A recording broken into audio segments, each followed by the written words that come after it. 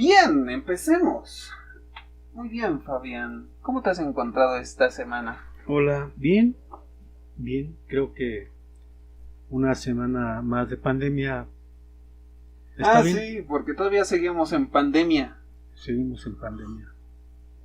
Honestamente, eso es una verdadera tontería o una verdadera locura y en general un verdadero ña completo para todo lo que ha pasado en el mundo.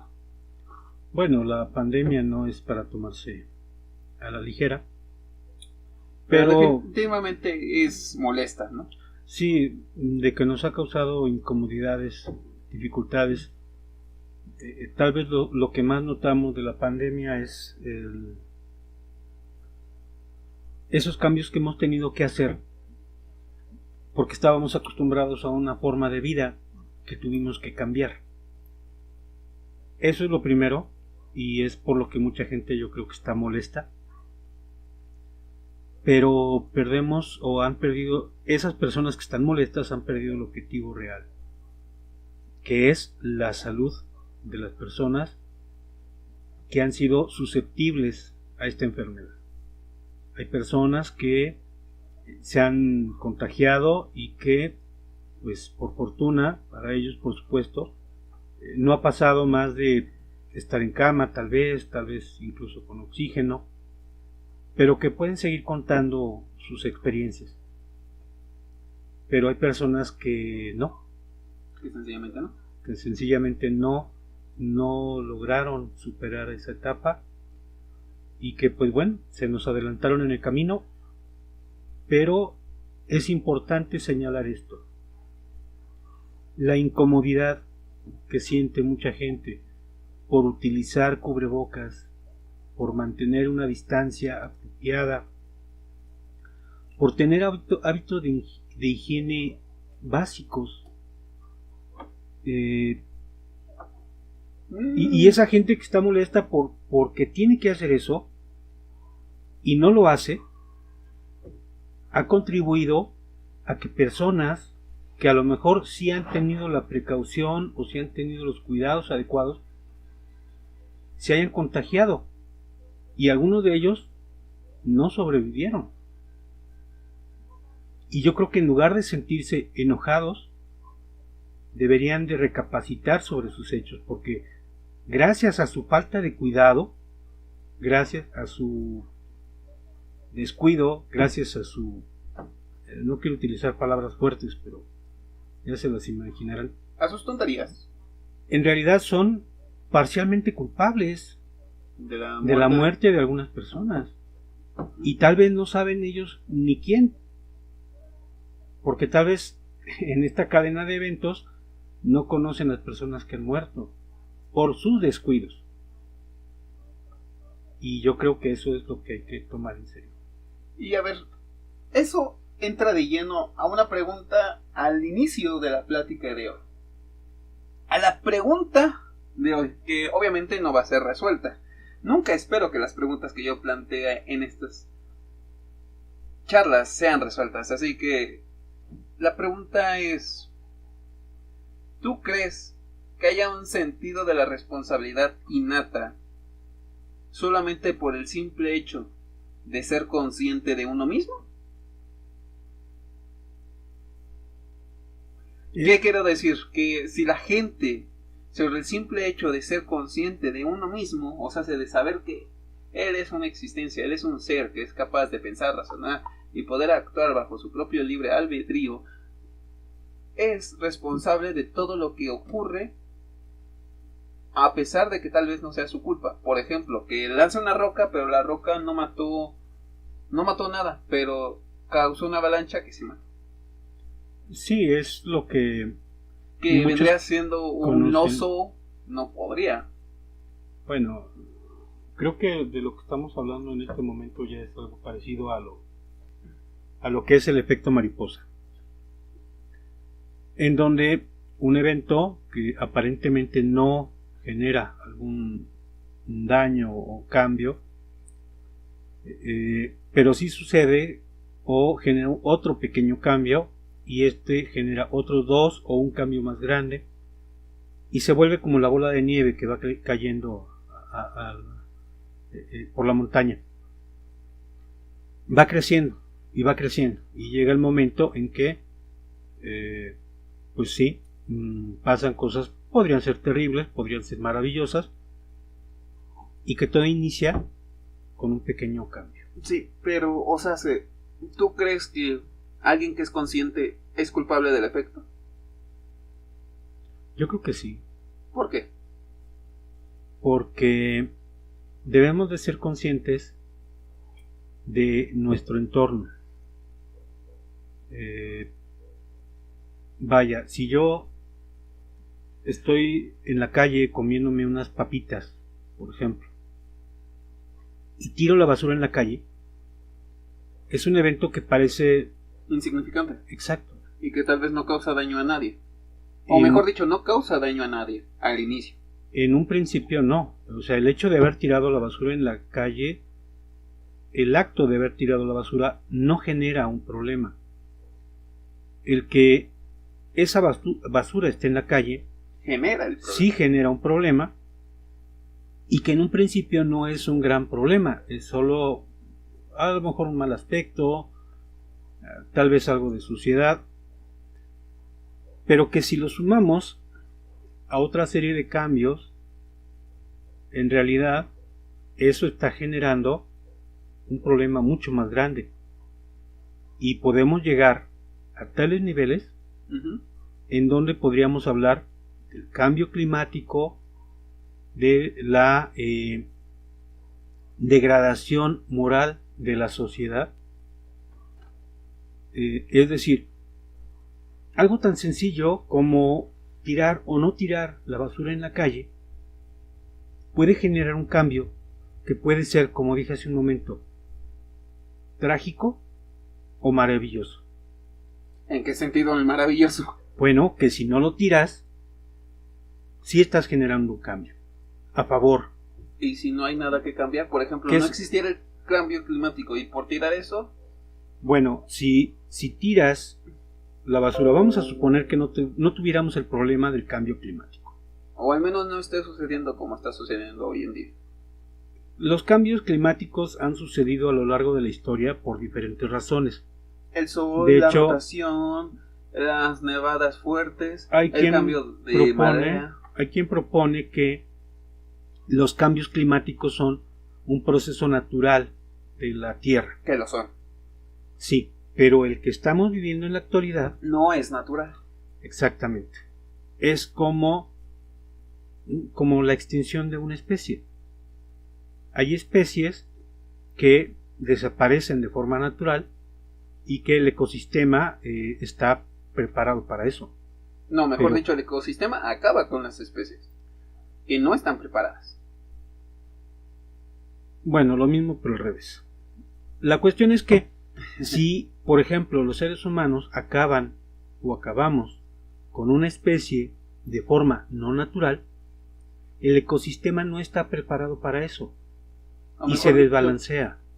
O mejor dicho, el ecosistema cambia bruscamente porque no cambió la muerte. O sea, primero es el cambio climático y después la muerte, no al revés.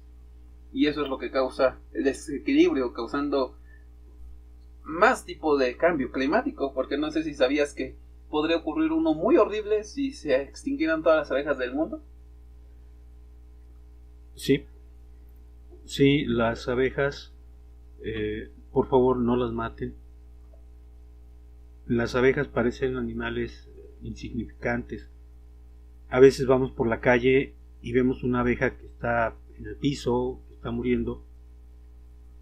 Pues a lo mejor no la podemos salvar porque ya está muriendo, pero sí podemos evitar poner pesticidas en las flores, en las plantas, y utilizar pesticidas orgánicos. Si tenemos problemas con una plaga, bueno, pues hay que levantarse más temprano y trabajar un poquito más duro para eliminar esas plagas. El problema con todo eso es que hay que ser eficientes. Los pesticidas orgánicos tardan mucho en hacer efecto y también requieren mucho mucha dedicación y esfuerzo, y los pesticidas actuales que pueden acabar con literalmente cualquier cosa que sea un problema para las plantas, incluso parásitos, porque hay parásitos de árboles que comen los frutos, que hacen que se vuelven infértiles los frutos de las semillas. Y así que como que y eso no se puede eliminar con productos orgánicos. Así que ahí es donde entra la ingeniería. Estoy parcialmente de acuerdo contigo. Mira, la cuestión está en que tenemos que entender que somos parte de un ecosistema. Uh-huh. Ahora, el ecosistema no es ese tirano que extingue o mata o acaba con. Que sí lo es. No lo es. ¿Por qué no lo es? El ecosistema es un medio regulador de las cosas. Si utilizamos muchos combustibles fósiles, la emisión de los gases genera un desequilibrio en este ecosistema. ¿Qué hace el ecosistema? Trata de recomponerlo. Pero el ecosistema no trabaja tan rápido, igual que los pesticidas orgánicos. Entonces, ¿qué sucede? Que el mundo no alcanza a nivelar las cosas para que los que vivimos en él tengamos una vida sana, o por lo menos vida. Tener vida. Sí, porque bueno, también eso de vida sana pues es una muy cuestión ambiguo. Exacto.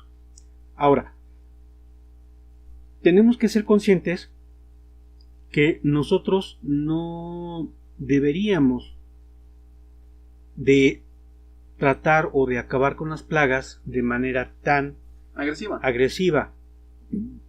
Perdón. No buscamos o no tenemos que buscar el acabar en 10 minutos una plaga que a lo mejor nos puede llevar 5 años.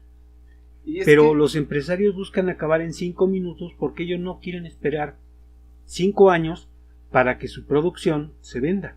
El problema es de que si no... A ver, no lo veamos por el lado de los empresarios, veámoslo por el lado de los clientes.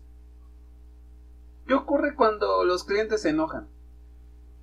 ¿Qué ocurre cuando agarran y dicen: ay, es que nadie tiene esto, ay, es que nadie hace esto? Si no lo hacen los empresarios, lo va a hacer la misma gente, y por lo tanto va a causar más problemas. No lo creo.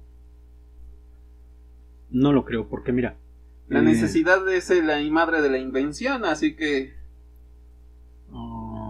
bueno, la necesidad genera progreso. No es la madre de la invención, pero sí genera progreso. Ajá. Ahora, si tú tienes el Super Bowl 55, ajá, y faltan 3 meses, uh-huh, y tú tienes una plantación de aguacates y quieres vender tus aguacates para el Super Bowl 25, obviamente pues vas a utilizar todo lo que tengas a la mano.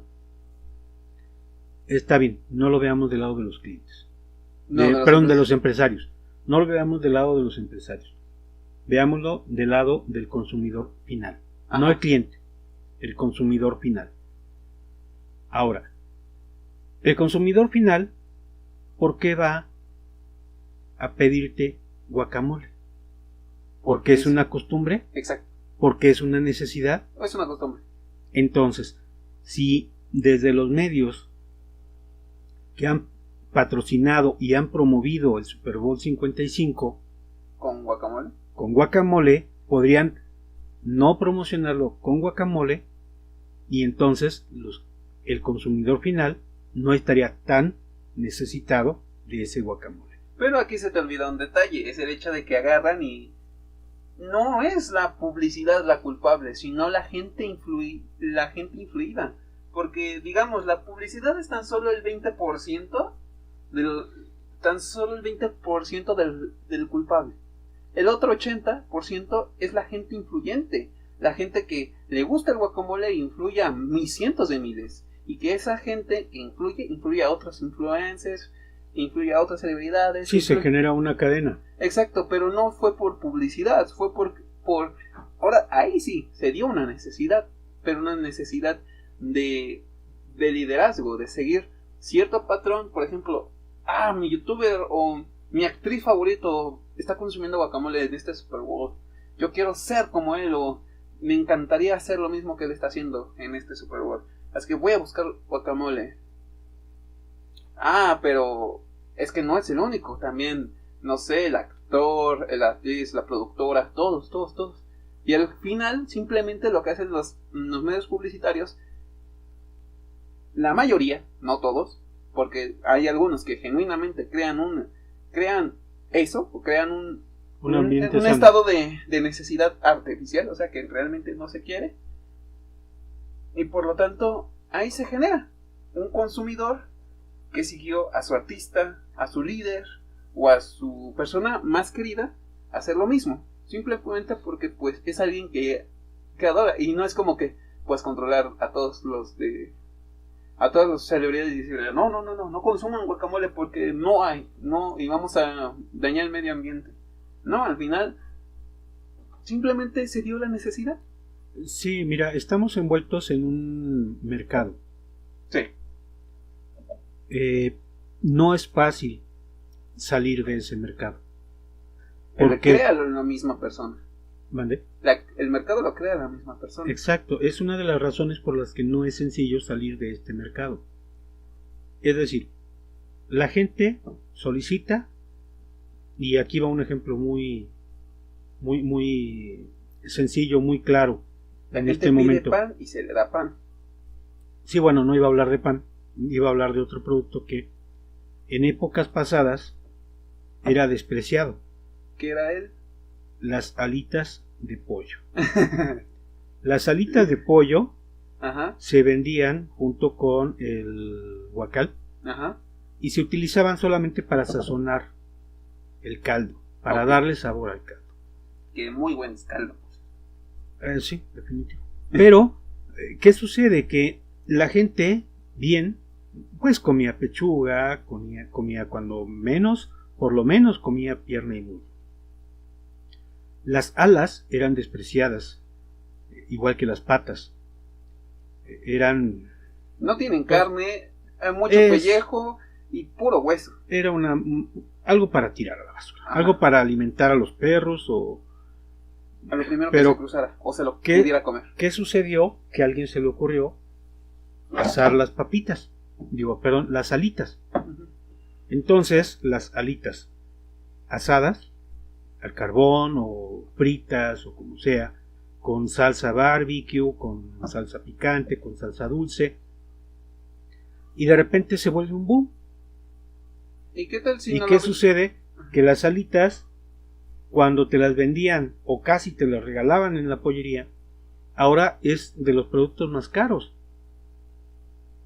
Entonces, pues ahí está un ejemplo muy claro de cómo el mercado reacciona a la necesidad de las personas.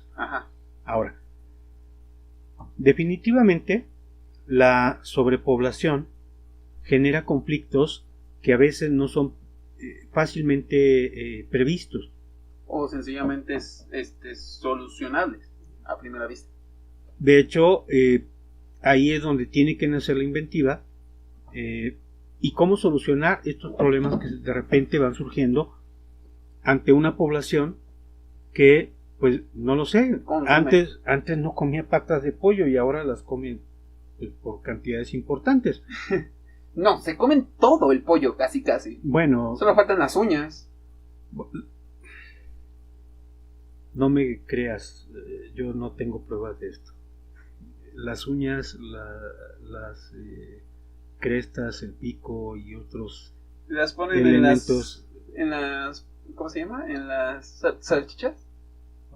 No, iba a decir en los sazonadores a base de pollo o en los embutidos de pollo como los nuggets y cosas por el estilo. Pero tal vez los nuggets no, pero definitivamente sí en los sazonadores. Lo que pasa es que los hacen harina. los deshidratan. Que dato curioso, la deshidratación es muy fácil de hacer, solamente congelas el producto y lo cocinas a bajo presión. A bajo presión, porque el agua evaporada dentro de, cuando tú lo pones a cero presión, el agua se evapora porque el agua tiende a expandirse y por lo tanto, como no hay espacio, no hay aire que mantenga esa presión, agarra y se expande y se convierte en agua, se convierte en vapor de agua y por lo tanto el objeto se queda completamente deshidratado. Pues ve, es muy sencillo para todos aquellos que quieran poner su marca de Maruchan. Pues de Maruchan, yo diría de Nor Suiza o de Copollo. Bueno, aquí la cuestión es que tenemos que ser conscientes que estamos en un lugar que no es nuestro. O sea, el mundo, el planeta, la naturaleza, el espacio que ocupamos dentro de zonas rurales o ciudades o lo que sea, el espacio que ocupamos los seres humanos no es nuestro. Ese lugar estaba ahí y nosotros llegamos a ocuparlo. Sí, lo consideramos nuestro y en términos legales, pues si le pagamos al ayuntamiento o a la autoridad correspondiente, nos permitirá considerarlo de nuestra propiedad. Ajá. Pero, ojo, en México el terreno, si lo compras, es tuyo, pero abajo del terreno no, y arriba del terreno tampoco. Así que si encuentran oro, petróleo, piezas arqueológicas debajo del terreno que tú compraste, no es tuyo. Y si quieres construir muy alto, no puedes porque el espacio aéreo es del gobierno. A ver, que sí te puedes apropiar de todo el terreno. No, a ver, saliéndonos rápido del tema, sí te puedes apropiar de todo el terreno, yo que sepa. Solamente tienes que pagar ciertos permisos de constructora, que no son baratos. Y puedes adueñarte hasta de todo lo de abajo, pero tienes que pagar como una constructora, como las perforadoras de petróleo y así. Sí, claro, pero si encuentras, por ejemplo, petróleo, el gobierno no te va a dejar que te quedes con el petróleo. Bueno, tal vez con la reforma energética sea posible, pero creo que no. De hecho, sí lo hicieron, así que pues, algo bueno tenía que hacer eso. Porque expropiar el petróleo fue una de las cosas que mató al país. Pero lo discutimos en otro momento. Bueno, eso de que lo mató al país no estoy muy seguro, pero... Y esto yo no lo sé, obvio, no viví aquella época, pero mi abuelita sí. Y ella me contó un par de cosas que la verdad me hicieron pensar que Lázaro Cárdenas había hecho lo correcto. Ajá. Igual que Benito Juárez, al iniciar la guerra de los pasteles, que bueno, él no la inició, pero se la acabó. Lo que hizo fue propició esa guerra, ¿no? Que dijo simplemente, ¿sabes qué? No te puedo pagar. Vete a chingar a otro lado. Básicamente. Sí, bueno, no le dijo a otro lado, le dijo ahí mismo. Pero sí, definitivamente lo mandó. Ahora, la cuestión es que era necesario hacerlo. La expropiación petrolera fue necesaria, fue útil, pero como todo lo bueno, los seres humanos lo corrompemos, lo destruimos y lo echamos a perder. No, simplemente tratamos de encontrar las fallas. Si encontramos fallas, no era tan perfecto. No, yo creo que más bien no es que encontremos fallas. Porque si encuentras una falla, pues lo lógico es corregirla. Aquí lo que se hace es que se generan esas fallas. O sea, ¿qué sucede? ¿Las crean? México, sí, por supuesto. México, siendo un país que estaba endeudado, bueno, que sigue endeudado. Todos los países están endeudados. Sí, inclusive Estados Unidos. El más endeudado del mundo. Pero la cuestión está en que la economía mexicana pendía de un hilo. Prácticamente por cuestiones comerciales, México iba a ser desmembrado, es decir, iba a ser segmentado para que otros países tomaran como botín el territorio nacional para poder subsanar las deudas que se tenía con ellos. Entonces, Benito Juárez lo que hace es no pagar a este pastelero francés. De hecho, no va a pagar al ejército francés en ese momento. Bueno, no primero al pastelero. El pastelero va y se queja con su nación. Y su nación, no toma como... con intenciones expansionistas, pues envía a su ejército para adueñarse del territorio, con el pretexto de que no se le pagó al pastelero. Ojo, por eso la guerra de los pasteles. Ahora, la cuestión es que en el caso de la expropiación sucede lo mismo. Lázaro Cárdenas dice, ¿sabes qué? Es que se están llevando esto y México no recibe absolutamente nada o prácticamente nada de todo lo que se están llevando. Entonces, ¿qué vamos a hacer? Vamos a quitarles esto que debería pertenecer a los mexicanos y no se los vamos a robar, se los vamos a pagar. Y se lo pagaron. La euforia nacional fue tanta que la gente se formaba y hacía filas de varios metros y varias filas para llevar lo que pudieran: dinero en efectivo, joyas, animales, muebles, lo que pudiera. La gente iba y lo donaba al gobierno para que el gobierno pudiera pagar esa expropiación.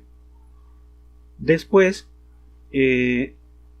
proponen... Mira, es que eso no sé qué tan fiable es, porque por ejemplo cuando Venezuela expropió las industrias mineras en Venezuela, y que no era cualquier empresa, la mayoría eran estadounidenses, y las expropió Venezuela. ¿Y qué hizo el gobierno? Nada.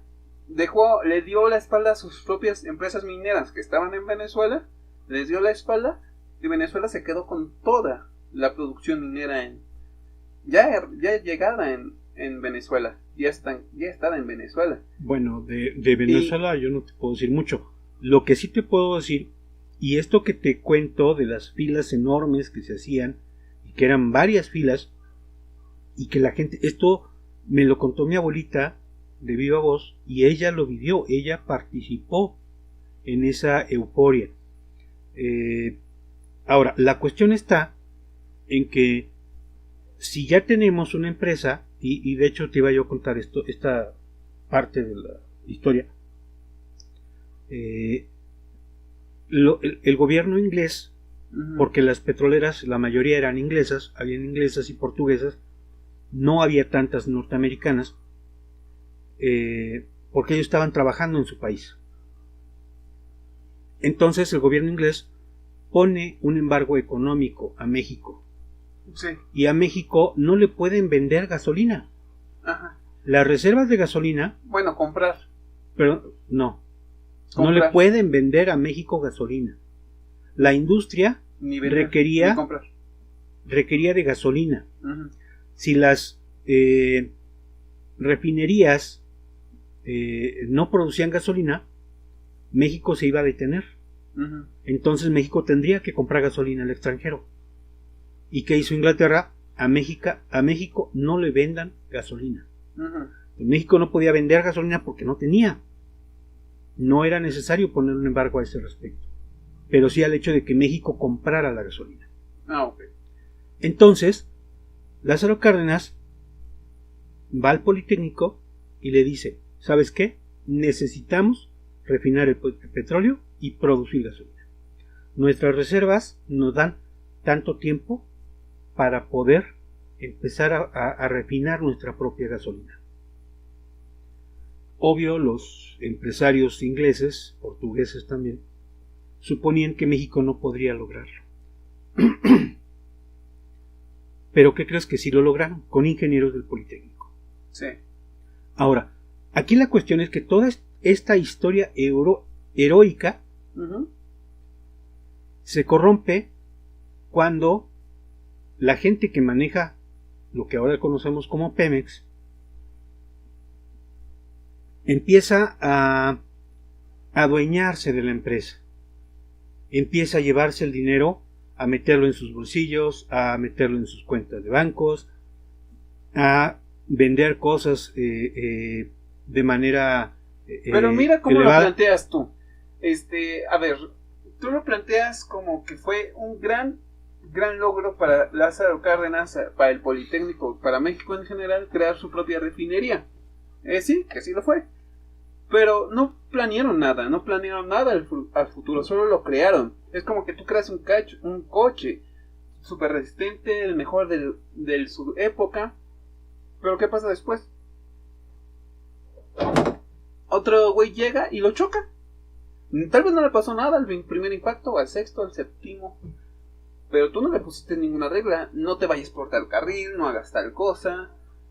O no dejes que se hagan ciertos parámetros. Bueno, si te pones a estudiar la historia de Pemex, había muy pocas regulaciones hasta hace poco. Porque se confiaba en que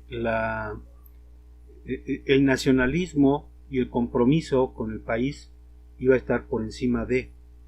¿Qué sucede? Cuando tú vas, por ejemplo,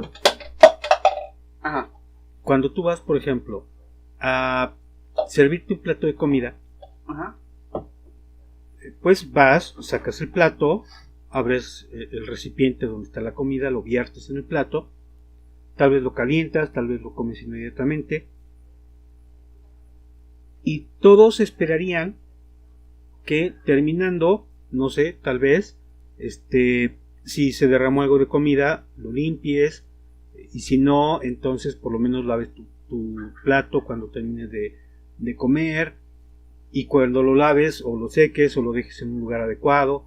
Pero ¿qué sucede? Si llegas, derramas el alimento, el recipiente lo dejas destapado, dejas el plato a lo mejor con comida, sucio, inclusive tal vez con comida, y dejas un desastre en la cocina. Es normal que llegue alguien y te ponga reglas. Pero si no hace falta poner reglas, no te van a poner esas reglas. Entonces, si alguien llega y maneja una empresa y la maneja con la mejor de las intenciones y lo hace bien, es obvio que nadie le va a poner reglas. Pero si lo planteas así, falta... es tan incompleto, porque cuando tú agarras y las reglas no están para mandar a alguien, están para guiarlo. Porque, por ejemplo, tú agarras y pones una regla en una carretera: no cruces este nivel en esta curva. ¿Por qué? Te vas a ir de lleno y te vas a estrellar. Baja la velocidad en esta empinura porque te vas a ir de cara si sigues avanzando. O ten cuidado en checar tus frenos al subir tal, porque en cierta altura empiezan a fallar la presión de los frenos, o no sé.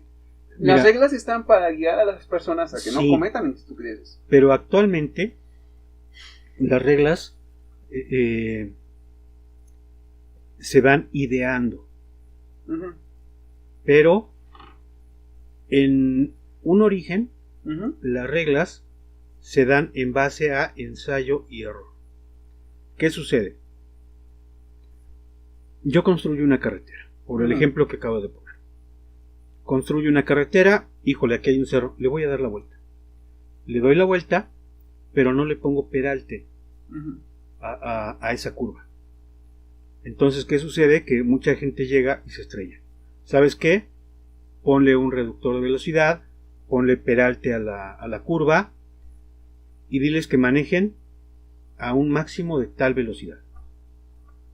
Pones el reductor de velocidad, pones el señalamiento de que debes manejar a cierta velocidad y esperas que con eso se reduzcan los accidentes. uh-huh. ¿Qué sucede? Que si los accidentes, obvio, se reducirán, pero si no se reducen lo suficiente, tienes que poner reglas más estrictas. Y si en un principio habías bajado la velocidad de, no sé, de 110 a 80 y siguen habiendo accidentes, entonces no pones un reductor de velocidad, pones un tope. Y no pides que viajen a 80, pides que viajen a 60 o a 50 kilómetros por hora. Ujú. Bueno, si a 50 kilómetros por hora te salen de la carretera, es que de verdad no debes manejar. Pero así es como se van generando las reglas. Y ahí te voy a volver a corregir, porque, bueno, no corregir, sino te voy a decir, no. ¿Por qué? Porque las reglas, si se manejaran así, muchas cosas malas seguirían ocurriendo. Por eso te digo que las reglas actualmente se van idealizando. Es decir, vamos a poner, por ejemplo, una empresa. Uh-huh. Ok, ya tenemos una empresa, pero, y aquí regresamos a la situación de la experiencia que te da el ensayo y el error. Tal persona puso una empresa similar hace X cantidad de años y tuvo estos problemas. Hay que poner lineamientos y reglas que nos permitan llevar un buen desempeño en esta empresa. Uh-huh. Pero ¿qué sucede? Bueno, ahí es cuando se genera la ley orgánica de la empresa, el reglamento interno, etc. Pero ¿qué sucede? Y es aquí donde regreso al ejemplo o la situación que vivió Pemex, que se empiezan a, bueno, la ley no me impide tomarme 100 millones de pesos. Pues no sé, por ejemplo, poner mi empresa y venderle a Pemex, no sé, un helipuerto. Entonces yo pongo mi empresa que fabrique helipuertos y que trabajo en Pemex, y entonces yo digo, ¿sabes qué? Voy a comprar un helipuerto y me lo voy a comprar a mi empresa. Uh-huh. Como la ley no me lo impide, lo puedo hacer. Y entonces me gano mucho dinero. ¿Y qué sucede? Que entonces llega una corrección a esa regla y ahora te impiden tener empresas que tengan lineamientos con Pemex. Igual en la empresa que ya le pusiste ciertos lineamientos antes de iniciarla y que esperas que funcione correctamente. Pero si por ahí encuentras un resquicio legal que te genere un problema, pero no puedes hacer nada porque ese resquicio legal no le impide a esa persona actuar de mala fe. Entonces, ¿qué tienes que hacer? Cambiar la ley para poner nuevas reglas y que esta persona no pueda actuar de mala fe. Te voy a poner un ejemplo un poco más complicado, pero más concreto. La informática. La informática está ahí, es estricta con reglas y aún así existen hackeos. Aún así existen personas que son capaces de burlar las seguridades de algo tan complejo, de algo tan serio y de algo tan sumamente riguroso que llegan a ser las computadoras. Pero aún así logran hackearlas. Aún así les llegan a encontrar vulnerabilidades. ¿Por qué? Porque no son perfectas las cosas. No se trata de crear el error, sino encontrarlo. Las computadoras no tienen errores visibles. Hay que encontrárselos, pero mientras pones un parche, creaste otro medio que puede ser vulnerable, y así hasta donde llegue. Sí, puede ser de manera infinita. Pero yo lo que voy es el hecho de que las reglas uh-huh. se imponen en base a ensayo y error. Vaya. Por ejemplo, es que había una regla, no me acuerdo. En México, en la Ciudad de México, Ajá. había una regla que era ridícula. ¿Qué era? Es lo que quiero recordar. No sé, que jalaras una carreta con un caballo sin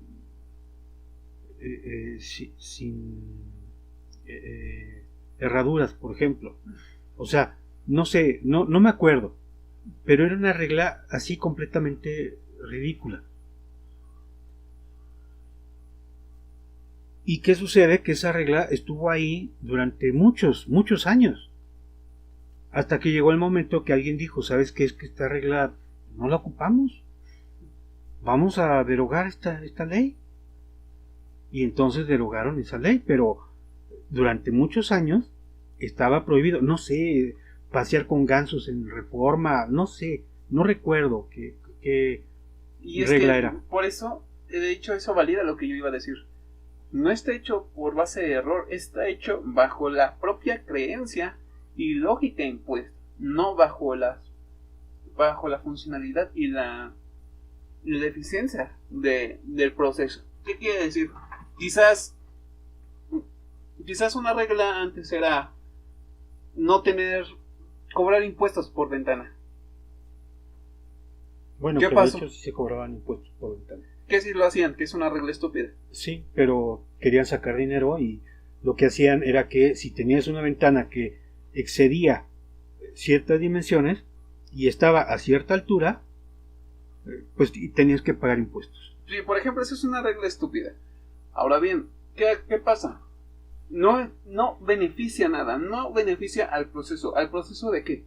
No beneficia al proceso de obtener dinero. ¿Cómo vas a conseguir más dinero de tu gente?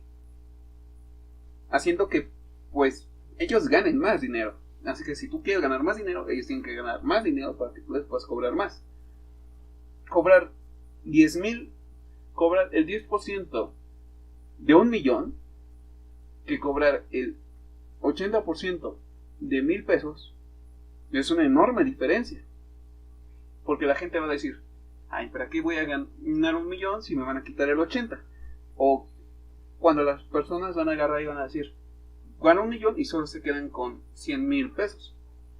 Y así va creciendo, escalando y escalando. Y la gente se vuelve más rica y por lo tanto pueden pagar más, crear más y por lo tanto seguir pagando más y más y más. Hay un pensamiento que me pareció muy bonito. ¿Qué es? Que decía, cuando quieras que tu edificio sea el más alto, construye más alto tu edificio, no destruyas los edificios de los demás. Y esto aplica un poquito a lo que tú estás diciendo, ¿no? En un principio a mí me parece muy lógico que si tú haces como gobierno que tu población tenga un mayor nivel de riqueza, es obvio que te van a pagar un mayor nivel de impuestos, aunque el porcentaje sea bajo. Y con un impuesto bajo la gente siempre va a estar contenta. Pero si el nivel económico de la población es bajo y le cobras impuestos altos, es muy normal que tengas al pueblo en descontento. En tu contra. Exacto. Ahora, lo que tú dices es genial, pero en la época de la independencia, en la época del cacicazgo en México, pues la idea era, no, ¿por qué? Ellos no tienen derecho a ganar esto. ¿Por qué? Porque consideraban, todavía muy influenciados por la ley de castas, que de verdad era una ley terrible, infame, pues el hecho de que no fueran, o bueno, el simple hecho de que fueran menos españoles que yo, no les daba derecho a tener ingresos, a tener inclusive vivienda, y para muchos ni siquiera les daba derecho a tener libertad. Entonces, ¿qué hacían? Pues, ok, no le puedo quitar su libertad, pero le puedo quitar su dinero. Y eso es lo que hacían. Y eso es lo que el gobierno ha hecho durante mucho tiempo, porque países como Japón, países como Alemania, que sufrieron los estragos de la guerra con o sin razón, eso es materia para otra charla. Pero el gobierno, en lugar de acaparar los ingresos, lo distribuye, fomenta que su población aumente sus niveles de ingreso, y de momento el país no tiene riqueza, pero invierte de tal manera que en un futuro tenga riqueza. Japón, Alemania, potencias económicas mundiales, de hecho creo que la gente más rica del mundo vive en Alemania o son alemanes. Bueno, eso es lo que yo sabía. Ahora, simplemente ve Japón, o sea, un país al que se le, inclusive, creo que Japón todavía no tiene derecho a tener su propio ejército. No, sí, ya lo tiene, lo adquirió en 1997. Ah, pues mira, qué buena noticia. Es que yo soy de antes. Ahora, la cuestión es que ellos invirtieron en la educación de su pueblo. Uh-huh. Y entonces, pues sí, en un principio el gobierno no ganaba prácticamente nada. Pero gracias a la disciplina, una situación que los japoneses hay que admirarles, son gente disciplinada, y el hecho de fomentar su cultura, fomentar su educación, les permite ahora tener las empresas tecnológicas más avanzadas. Entonces, vaya, por ejemplo, me parece que el tren bala de Japón es Hitachi, empresa japonesa. Y es lo mejor que hay en tecnología en trenes, bueno, al menos en su momento, ¿no? Pero así con la mayoría de los aparatos electrónicos. O sea, ¿quieres una televisión innovadora? Ajá. Seguro es japonesa, o la tecnología es japonesa. No, alguna que otra es taiwanesa, pero eso Japón y Corea son, hasta donde yo sé, líderes en la creación de tecnologías que después lo fabrican y lo maquilan en Taiwán o en No, Singapur. Taiwán es una de las inventoras. Bueno, Taiwán, lo que pasa es que Taiwán, ajá, fíjate que a mí me parece muy ingenioso lo que hicieron. A lo mejor ellos no invirtieron tanto en la educación de su pueblo, ajá, pero sí dijeron, ¿sabes qué? Te cobro barato y te maquilamos tus productos. Pero ellos aprendieron de eso. Aquí en México, durante muchos años, se fomentó que México fuera un país maquilero, ajá, pero no se le permitió a los mexicanos aprender de esas maquilas o poner sus propias maquiladoras. ¿No piensas que, mejor dicho, la gente no quiso? Pues yo sé que sí quiso. Y que muchas empresas, por el hecho de ser mexicanas, ajá, eran despreciadas. Te voy a poner te voy a contar una anécdota que me contó un ingeniero era europeo, era alemán. Ajá. Sí, era alemán. Era un ingeniero de sonido que vino a México hace, bueno, para cuando me contó esta historia, ajá, ya tenía muchos años en México. Él hablaba perfectamente español. Y pues él empezó a generar una bocina especial. En este caso era una esfera que colgaba del techo y que tenía un sonido muy bueno para la época, claro. Ajá. Esto me lo contó en un curso que me dio Toshiba, porque bueno, tuve la oportunidad de vender aparatos electrónicos. Y entonces el ingeniero, que no era mexicano, pero amaba a México, generó su bocina y le quedó muy bien. Y era una tecnología bastante buena que competía con cualquiera a nivel mundial. Pero la quiso vender primero en México porque él estaba orgulloso de México, pero la gente no la compraba. Había aparatos, bocinas que eran de menor calidad, que tenían menor calidad de respuesta, y la gente las compraba, uh-huh, pero no compraba esta bocina. ¿Por qué? Porque esta bocina decía hecho en México y la otra decía hecho en Taiwán o hecho en Estados Unidos. Entonces ahí te das cuenta que en realidad, como decías tú hace rato, la gente, el mercado, es quien propicia ese conflicto. Entonces no es culpa de las demás potencias el querernos invalidar. Simplemente el mexicano se siente impotente ante sus propias creaciones. Mira, se siente avergonzado de su propio esfuerzo. no creo que el mexicano en general se sienta de esa manera. Yo creo que el mexicano o los mexicanos nos sentimos orgullosos de los logros que obtenemos, del ingenio y la picardía que tenemos para resolver cierto tipo de situaciones. Ujú. Con quienes tenemos problema Sí. es con quienes fomentan esa idea de que lo mexicano está mal hecho. Digo, ahí está el ejemplo de que a la mexicana, o sea, mal hecho, Tal vez lo que sin veo terminar. tal vez lo que veo ahí es el primer güey que lo hizo. El primer güey que lo hizo agarró y dijo, si yo no puedo, nadie va a poder. Y yo soy mexicano. Y por lo tanto, yo no voy a... Si yo no pude hacerlo, yo soy el mejor. Y la demás gente se lo creyó. Que él era el mejor, porque él fue el primero en intentarlo. Nosotros vemos con muy buenos ojos a alguien que lo intenta primero. Y si ese güey no pudo, ¿yo qué soy? O sea, yo no me siento capaz de poder hacerlo, así que ni modo. Pero mira, la forma en la que se... Vaya, tan sencillo. La forma en la que promocionas, por ejemplo, Coca-Cola, Uh-huh. ha convertido a Coca-Cola en una de las empresas más grandes del mundo. Ajá. La forma en la que promocionas el compromiso y la calidad del trabajo mexicano, pues también debería de llevarnos a un buen lugar.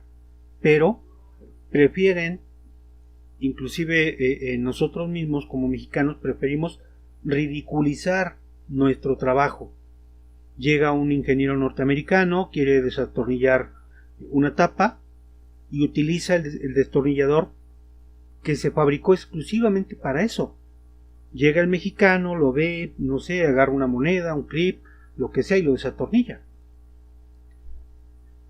Y preferimos verlo con humor denigrante a verlo con humor que resalte ese ingenio.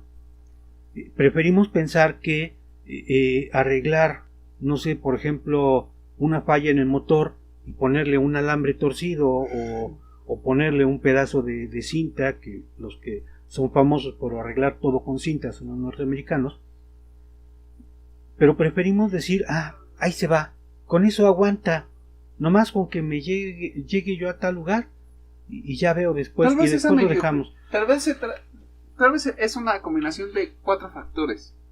El primer hombre, la vergüenza, la mediocridad y el ¿qué tal si no?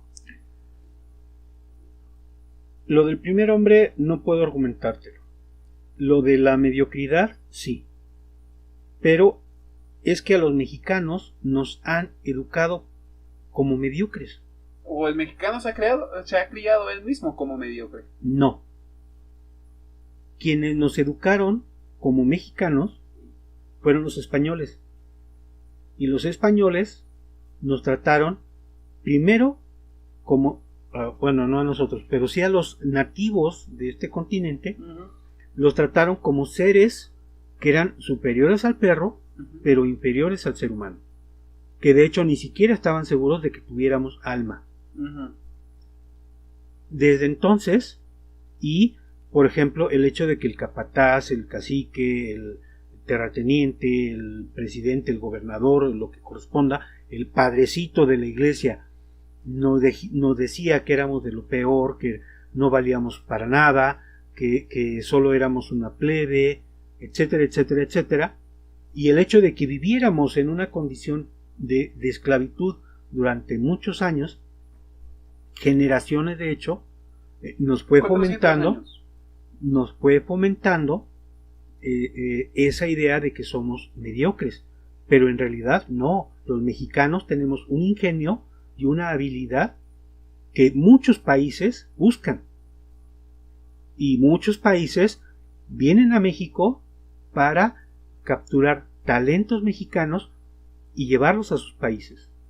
Simplemente, digo, no recuerdo quién es, pero hay un empresario mexicano en Nueva Zelanda y que al señor le va formidable, ¿Por qué? Pues por su tenacidad, por su ingenio, y es admirado en Nueva Zelanda, pero es mexicano.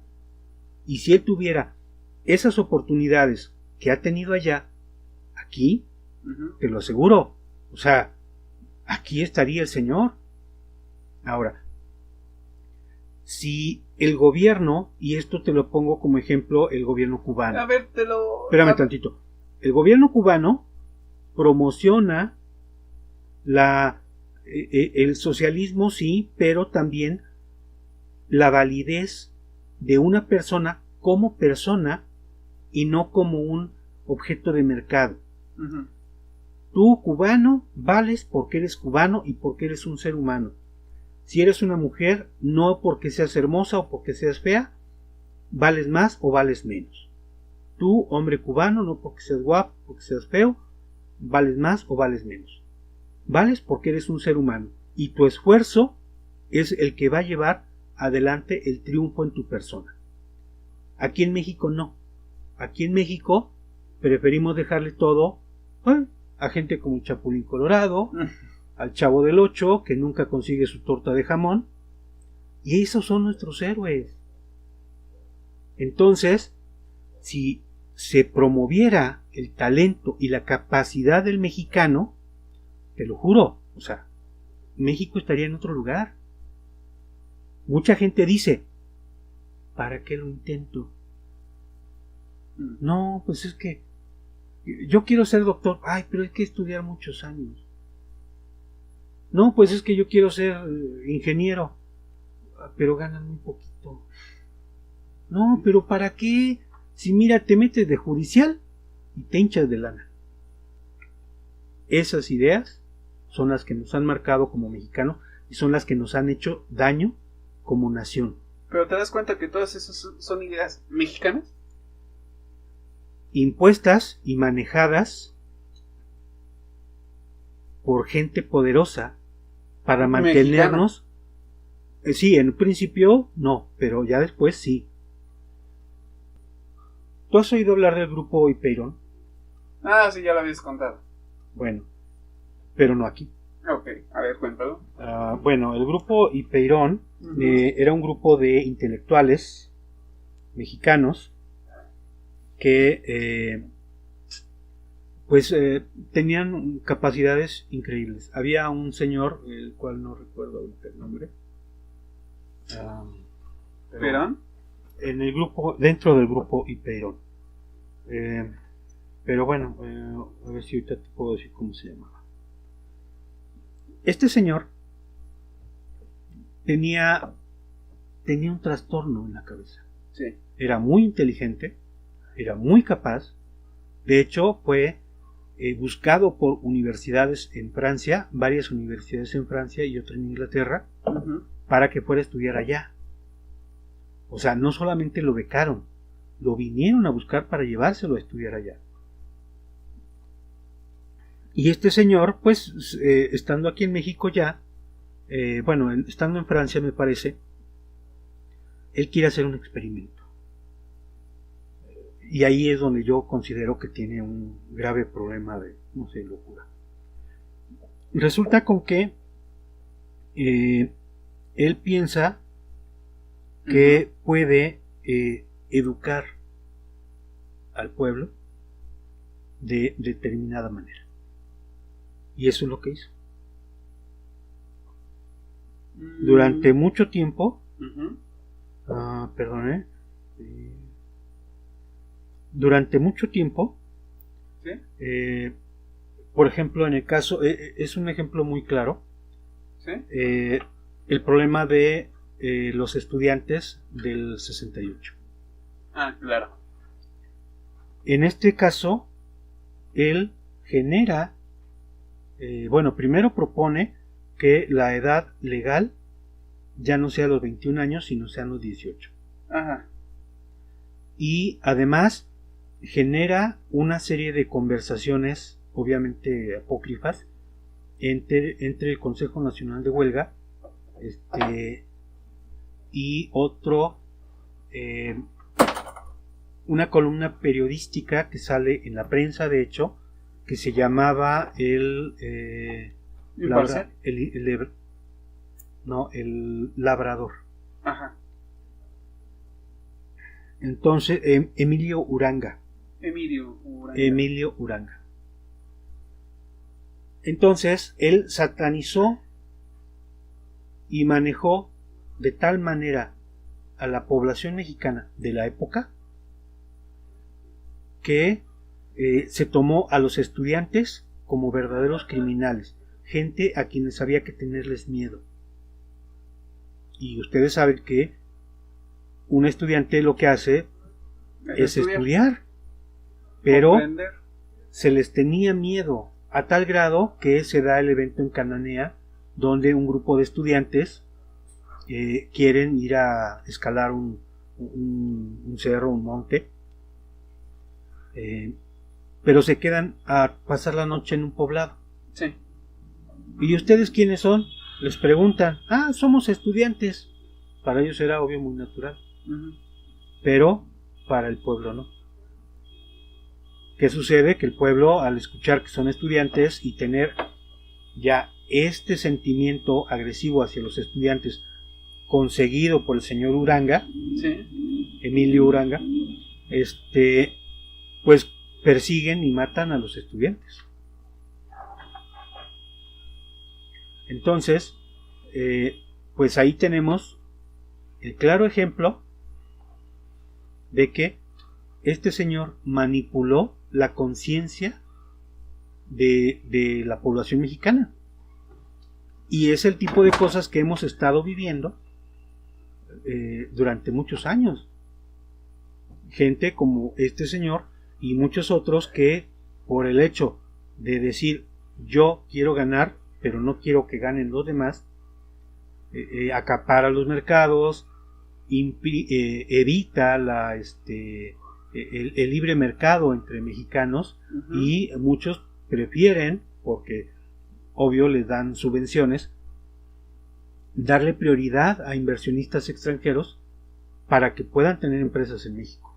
Yo pienso más que estaba cansado del vamos a hacer lo correcto. A él pensó, vamos a hacerlo incorrecto. Vamos a hacer el experimento al revés. Porque ese experimento ya se ha hecho en Europa, en Francia específicamente, precisamente, pero al revés. Por algo lo buscaban en Francia. Porque precisamente, no me acuerdo dónde lo leí, pero se supone que en el experimento de Francia se utilizó a ciertas partes, a ciertos estudiantes franceses.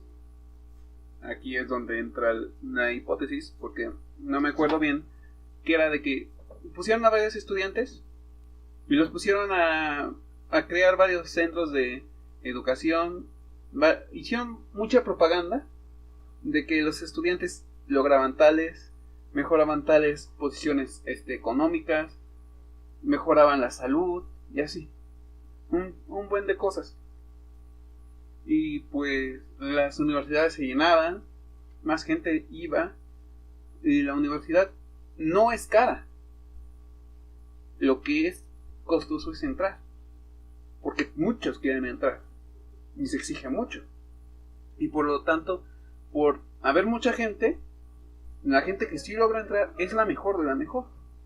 Por lo tanto, la gente que entra mejora la educación, mejora las escuelas y mejora muchas partes de la Francia contemporánea, y por lo tanto esas personas van a seguir haciendo el mismo legado. Y dijo tal vez, ¿cómo se llamaba? Emilio, vamos a hacer pero el experimento al revés.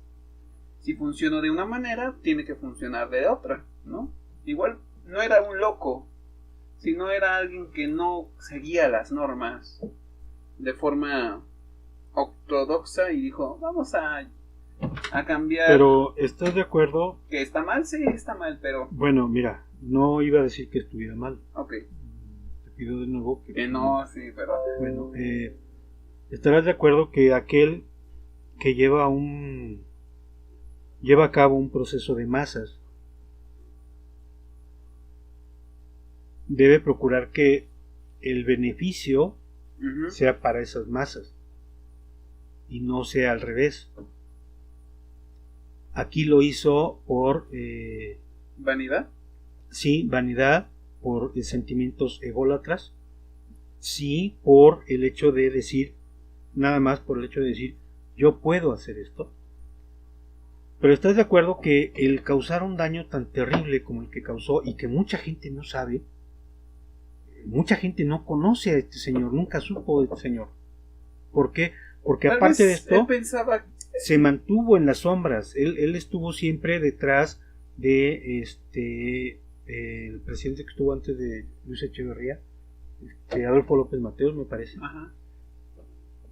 Y mucha gente culpa a Luis Echeverría por las decisiones que se tomaron en el 68, porque él era secretario de Gobernación. Sí. Y sí, él tomó las decisiones, pero quien influyó para que tomara las decisiones fue Emilio Uranga. El verdadero criminal de la matanza, de la masacre de estudiantes en Tlatelolco y en otros lugares, fue Emilio Uranga. Tal vez él veía las cosas de una forma en la que él pensaba, soy inteligente, pero quizás haya alguien que me pueda detener. Si no hubo nadie en su momento que lo detuviese. Es que él se aseguró que no hubiera quien lo detuviera. En realidad, mira, yo estoy de acuerdo. ¿Cómo puedes asegurar eso? ¿O cómo puedes validar lo que dices? Que Porque él detuvo a la gente que lo podía detener. Porque él manipuló las cosas de tal manera que lo que se hiciera no fuera perseguido. Y así fue. Él nunca fue perseguido. Pero creo que no te estás poniendo en los lugares de él. Mira, Espera. En sus lugares me refiero a que no te estás poniendo a pensar como él pensaba. ¿Y qué pasaba con la gente que pensaba como mira, él? Con gusto Uh-huh. busco su biografía y la repasamos aquí. Okay. Pero te puedo decir, yo leí su biografía Uh-huh. y el señor era 100% vanidad. El señor tenía un maestro de filosofía, español por cierto, Uh-huh. y rápidamente rebasó la capacidad de su profesor. Él hablaba varios idiomas, él era perfectamente entendido, él tenía una capacidad impresionante de comprensión, era una persona muy inteligente. Sí. Cuando él entra al gobierno, la única persona que no puede ser perseguida absolutamente por nadie es el presidente. Y él se alineó de tal manera que él tuviera la misma inmunidad, o sea, no solamente la misma inmunidad, sino la misma capacidad de acción que el mismo presidente. De tal manera que él no iba a ser perseguido porque lo que él hizo, primero lo convirtió en ley. Ajá. Segundo, lo que no pudo convertir en ley, lo convirtió en Vox Populi. Que era... Vox Populi es Sí. una frase en latín que dice voz del pueblo. La frase completa es Vox Populi, Vox Dei. Es Ajá. decir, la voz del pueblo es la voz de Dios. Uh-huh. Ahora, él hizo los manifiestos del Consejo General de Huelga, donde Ajá. hablaba de las cosas terribles que supuestamente iban a hacer los estudiantes. Y después escribía en esta columna que se llamaba El Labrador, que de hecho lo hizo con la intención precisamente, el Sembrador, perdón, no el Labrador, el Sembrador, Ajá. que tenía todas las matices de la idiosincrasia católica que teníamos en aquella época, para que la gente escuchara al Sembrador como si fuera palabra de Dios, y por lo tanto seguir las ideas y los consejos que este señor aportara en esta columna. Él manejaba ambas ediciones, en una violentando la opinión y en otra violentando la opinión del pueblo en contra de ese Consejo General de Huelga. ¿Para qué? Para que los estudiantes terminaran siendo las víctimas, siendo juzgados como culpables. Eso fue lo que logró este señor. Ahora, si tú me vas a decir que este señor era muy inteligente y simplemente dijo, a ver quién me gana. Discúlpame, pero él sabía perfectamente que no había quien le ganara. En México no había una persona más inteligente que él. ¿Sabes? Las personas tan vanidosas siempre buscan de demostrar, y eso no me lo puedes negar. Siempre tratan de demostrar que son mejores que los demás. De hecho, la única forma de demostrarlo, lo que hizo fue en gran medida porque podía hacerlo. Y ese es uno de los argumentos que él presentó o que se entienden pues en su biografía. Él hizo lo que hizo porque podía hacerlo, porque él sabía cómo hacerlo. Pero, espera, no, para empezar, sí, ok, pero alguien tan vanidoso siempre quiere demostrar que es mejor que los demás. Él quería buscar a alguien, no he leído su biografía, no la repasamos en su momento, pero podemos, ¿cómo se dice? Yo agarro y digo, soy vanidoso y quiero demostrar. Tengo que demostrarlo a partir de alguien superior, alguien que sea capaz de ponerme un alto y yo lo supere, porque yo voy a superar cualquier cosa o cualquier obstáculo. Y sí, tal vez vio de esa forma a la gente, y tal vez no hubo nadie, pero nadie inteligente a su altura. Es que no lo había. Y ese fue el problema. No. O sea, ¿cómo puedes culpar o cómo puedes disculpar las acciones terribles de una persona solo porque no había quien le ganara? Porque es como la ley del más fuerte. Manda el quien puede. Sí, mira, en las cavernas el que tenía el garrote más grande y pegaba más fuerte es el que se alimentaba primero. Sí. Pero eso era en la época de las cavernas. Y ahora estamos en la época de la información y no Sí. ha cambiado mucho. Seguimos en esa época en donde el más fuerte sigue dominando al más débil. Tal vez aquí el problema de nuestro desacuerdo es el hecho de que yo estoy realmente molesto con este señor y pienso que tú lo quieres disculpar por algún medio. No. Ahora, bueno, aclarando ese punto, Ajá. porque es importante también reconocer y entender que Ajá. si estas palabras llegan a oídos de personas que no necesariamente tienen la capacidad de raciocinio para ver el bien común, pues pueden seguir el ejemplo del Señor como un héroe. Y hay que tener mucho cuidado con ese aspecto. O sea, siempre tendrás que buscar el bien mayor para el mayor nivel de personas. Okay. Y si tienes la capacidad para generar progreso, debes utilizar esa capacidad. Si tienes capacidad para generar destrucción, no debes utilizarla porque eso es en detrimento de tu comunidad. Este señor murió solo, prácticamente abandonado. Uh-huh. Quien lo descubrió fue una de sus ex esposas, porque tuvo varios matrimonios, las mujeres no lo aguantaban. Uh-huh. De hecho, perdió a todos sus amigos, no pudo conservar uno solo de sus amigos, inclusive en el gobierno. En un departamento pequeño, modesto, prácticamente el señor murió en la pobreza, y una de sus ex esposas, por humanidad, le llevaba comida, porque el señor no podía ya ni siquiera ver por sí mismo. No sé si por edad o por enfermedad, pero ¿estás de acuerdo que una persona que tuvo ese nivel de poder tendría que haber tenido una riqueza que le permitiera, pues, tener personas que vieran por él? Pero no fue así. No, espera. ¿Tú qué sentirías si eres el más poderoso? ¿Tú qué sentirías sabiendo que eres el más, que nadie te puede demostrar, pero eres tan vanidoso? Eres tan vanidoso que quieres seguirlo demostrando. No hubo ese obstáculo que quiso demostrar tu logro, tu grandeza. Mira, no, que validó lo fuerte que eres. Espera, no hubo ese obstáculo que validó lo fuerte que eres.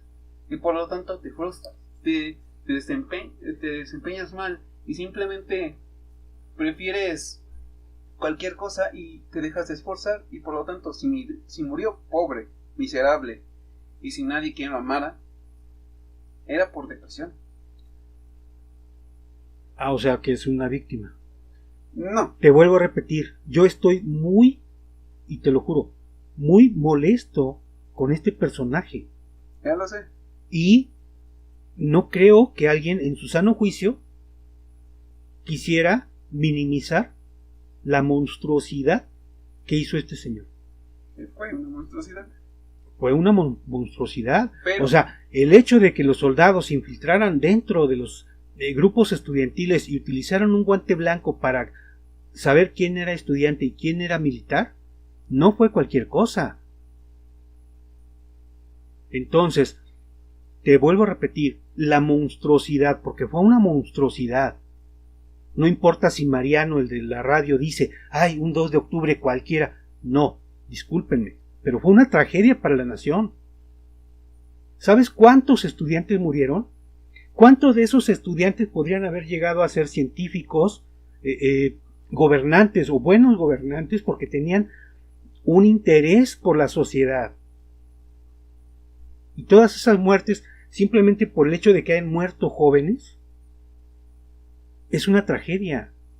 Y el potencial que tenías dentro de todos esos estudiantes que se perdió. O sea, si lo empiezas a calcular en pérdidas, son millonarios. La monstruosidad, la palabra monstruosidad se queda corta. Si el señor era vanidoso, sí, era vanidoso, pero no era exhibicionista. Él siempre se mantuvo a la sombra. Y esa era su intención, permanecer a la sombra. Él podía haber sido presidente de la República, pero no quiso serlo. Quiso mejor manejar al presidente, que en este caso fue Luis Echeverría, y un poquito al que le siguió a el que iba a defender al peso como un perro. Pero bueno, este señor terminó dentro de su locura, porque no puedo llamarla de otra manera, te vuelvo a repetir, solo, abandonado, y que esta persona por humanidad le llevaba alimento, y así fue como lo descubrió. Se dio cuenta de que había muerto, y cuando lo descubrió creo que tenía 2 o 3 días de haber muerto.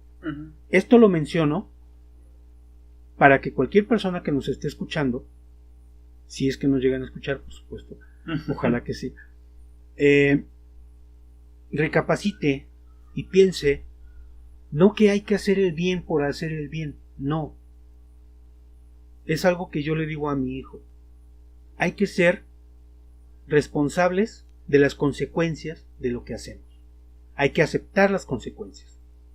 Las consecuencias pueden ser malas, hay que afrontarlas, de modo, pero si las consecuencias son buenas, hay que disfrutarlas, que bien que vengan. Pero tenemos que pensar que nuestras acciones tienen consecuencias. Hay que buscar que nuestras acciones tengan buenas consecuencias. Y el hecho de buscar mi beneficio exclusivo y causar perjuicio a los demás, eso tiene por consecuencia malos resultados. Si yo busco mi beneficio, pero ese beneficio lo comparto con otras personas, o busco que otras personas obtengan beneficio y que de rebote me toque a mí parte de ese beneficio, entonces habrá un bien para la comunidad y por lo tanto para mí. Quizás lo que veo ahí, lo que veo con él, ¿cómo se llamaba? Emilio Uranga. Emilio Uranga. Emilio Uranga. Cualquiera que nos escuche, no olvide ese nombre. Fue uno de los peores personajes que vivió en México. Sí, lamentablemente, era mexicano. Fue una persona súper brillante, tal vez una de las personas más inteligentes que haya habido en México, como mexicano, pero que fue una persona terrible, lo fue. Emilio Uranga lo veo más como una persona que no nació en el momento indicado con la persona indicada. Sí, él tendría que haber nacido, no sé, en Júpiter o en Marte o en otro. Bueno, eso es a lo que me refiero. ¿Tú cuántas personas buenas que han hecho el bien para México han existido? ¿Y cuántas personas mal que han hecho mal han existido en México? Esas personas se enfrentan. Cuando se enfrentan, generan algo que se llama secuencia de la historia permanente. ¿Qué quiere decir eso? Deja en la memoria colectiva un recuerdo grabado en piedra de qué es lo que se tiene que hacer y qué es lo que no se debe de hacer al momento de seguir una línea recta. Él tal vez no nació en el momento indicado y él le tocaba vivir con otra persona que lo pudiese enfrentar. Te pongo un ejemplo. Miguel Hidalgo era una persona extremadamente brillante, extremadamente apasionada y extremadamente patriótica. Hizo todo lo posible para mejorar y crear México. Miguel Hidalgo creó México. Con su grito de independencia tomó todas las colonias españolas que se pudo y creó México. Pero Sí, era una hecho, persona completamente buena, una persona que hizo grandes cosas por el país. Mira, Y creó el país. Ahora bien, tal vez no lo sabemos, pero él se tuvo que enfrentar contra quizás alguien todavía peor que él, tal vez peor que Miguel Uranga. Él se tuvo que enfrentar contra alguien que creó, que destruyó países, destruyó colonias o destruyó lo que quieras. Tal vez el efecto más común sea Benito Juárez y Porfirio Díaz. Ambas personas inteligentes, capaces y que se enfrentaron. Benito Juárez creó lo que es hoy en día un buen presidente y Porfirio Díaz creó lo que hoy es un mal presidente. ¿Por qué? Porque uno se volvió dictador por culpa de sus ambiciones corruptas y otro era un presidente que duró mucho tiempo en el poder y que no llegó precisamente de la forma correcta al poder, pero al fin y al cabo hizo lo mejor para el país porque se enfrentó contra aquellos que realmente impusieron un mal. Hay gente buena y mala en este mundo y tal vez él no vivió con la persona que se tenía que enfrentar y simplemente tal vez falta que viva esa persona. Mira, el pensar, perdón que ponga los pies tan repentinamente en la tierra, Uh-huh. el pensar que hay una persona que tiene una capacidad muy por encima del promedio y que tiene que enfrentarse a un igual. Uh-huh. Discúlpame, a mí me suena como a película de Marvel. O sea, Tal vez mira, porque, a ver, mira, espera. espérame tantito. Ajá, Miguel Hidalgo fue un gran personaje. sí. Él luchaba sí por tener su propia patria. Él no consideraba, y perdón, no quiero aquí desmitificar a nadie, pero él no estaba pensando precisamente en en los nativos mexicanos, en los que llamaban indios mexicanos. Uh-huh. Él pensaba en los criollos, Bueno, sí. que los criollos no tenían acceso al poder, la ley de castas, y que quería tener ese derecho al poder, que los criollos tuvieran ese derecho al poder y que no solo los españoles tuvieran derecho al poder. Bueno, a ver. Ahora, espérame tantito. Miguel Hidalgo sí fue un gran personaje, sí era muy inteligente, sí era muy apasionado, estuvo a punto de ganar la independencia de México él solo. Uh-huh. Llegó a las orillas de la Ciudad de México y la Ciudad de México estaba desprotegida porque los ejércitos que estaban peleando contra Napoleón. Entonces, ¿contra Napoleón? Sí. Bueno, yo sabía que estaban en otro lado, pero bueno, aquí la cuestión es que él no se animó a entrar a la Ciudad de México. Ajá. y se regresó. ¿Qué pasó? En realidad la historia no lo sabe, pero él se regresó. En lugar de avanzar a la Ciudad de México y atacar, se regresó y de ahí lo empezaron a perseguir hasta que cayó.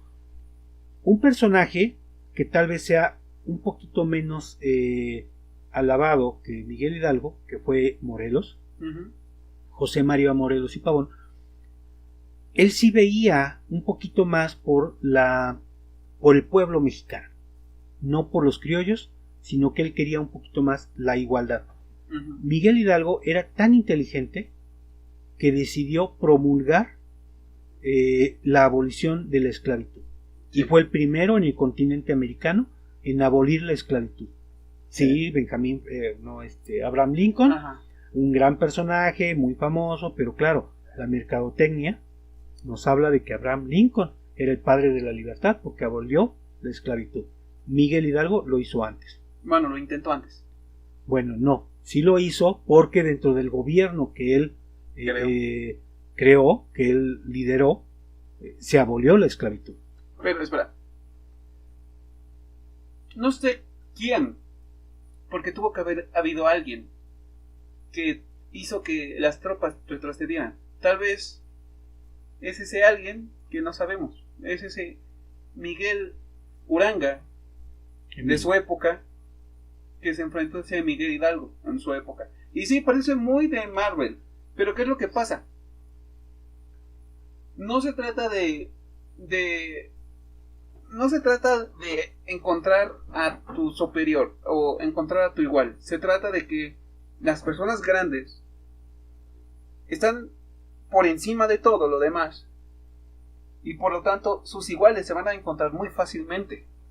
Alguien inteligente pero malo se va a encontrar contra alguien inteligente pero bueno, y no porque tengan que pelear a ese destino. Mira, espera. No porque tengan que encontrarse a ese destino, sino porque tienen un nivel de percepción, un nivel de conciencia superior a la media, que simplemente les permite ubicar que ellos están al mismo nivel, pero uno tiene ideas contrarias al otro. El quien domine es el ganador. No estamos hablando de buenos ni malos. Miguel Hidalgo tal vez buscaba su propio beneficio a su propia manera, pero trataba de llevarse el beneficio a todos los demás. Ah, sí, eso sí. Y tal vez al quien él se enfrentaba pensaba lo mismo, pero pensaba que los españoles tenían que decidir quién era el quien recibía esos beneficios, tipo selectivamente. Sí, bueno, hay que actualizarnos un poquito más en la historia.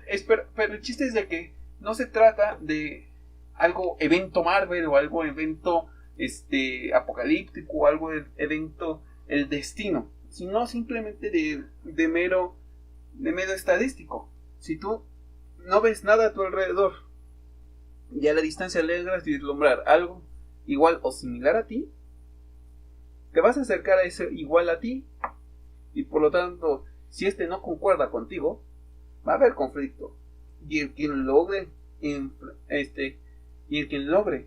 instaurar su ideología es el quien gana. Ha habido muchos ganadores buenos en Europa, ha habido muchos perdedores malos en Europa, pero ¿quién no te ha contado los perdedores malos, los ganadores malos en África, en Venezuela, con Maduro y el otro güey, Stanley, Wuhan, porque Stanley era una persona mala que ganó, hizo cosas horribles. El Imperio Otomano su primer comandante era una persona muy inteligente y era una persona mala y ganó, conquistó toda África él solo, o mejor dicho todo el territorio árabe en su momento. ¿Qué pasó con Mongolia?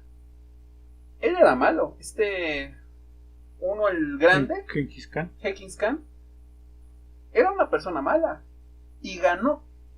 Sí, mira. Pero, o sea, no se trata del bien y mal peleando, simplemente personas con ideales diferentes que podemos considerar como buenas o como malas. Mira, al y final, que se enfrentaron. Al final, a una persona se le juzga, como decía, perdón que lo diga de esta manera, pero eso es que así es. Decía Jesucristo que al árbol se le conoce por sus frutos. Y a las personas se les juzga por sus actos. Es decir, qué fue lo que dejó como fruto, y es aquello a lo que se le reconoce, ¿no? Se le rinde pleitesía o no a aquello que lograron. Sí. Por ejemplo, Miguel Hidalgo es el padre de la patria. No le desmerito su acción, pero su primer motivación fue que el poder se pudiera le pudiera llegar por igual a españoles y a criollos. Después llega José María Morelos y Pavón, y él dice, bueno, pues no nada más a criollos y españoles, sino a todos.